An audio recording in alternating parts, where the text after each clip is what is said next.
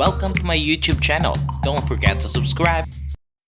Isa na namang makabuluhang talakayan ngayong araw na ito.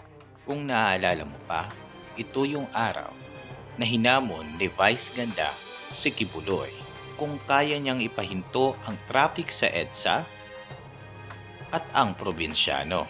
Naging usap-usapan ito sa social media sapagkat tila napaka-explosible kung mangyayari ito.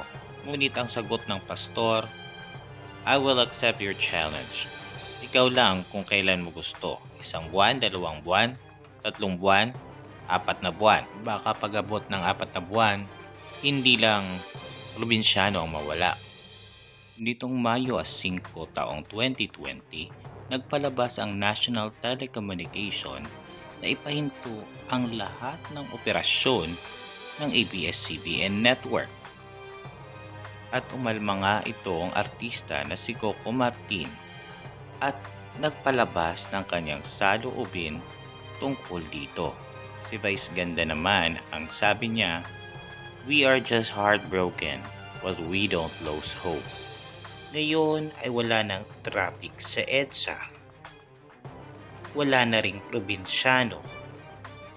At ang higit sa lahat, wala na ang ABS-CBN. Ano ang masasabi mo sa mga pangyayaring ito? Dahil ba sa pagtanggap ng hamon?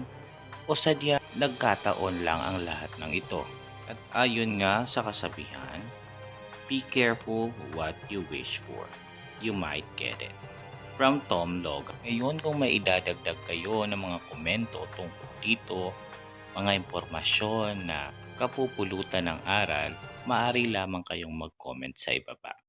Don't forget to like, share, and subscribe.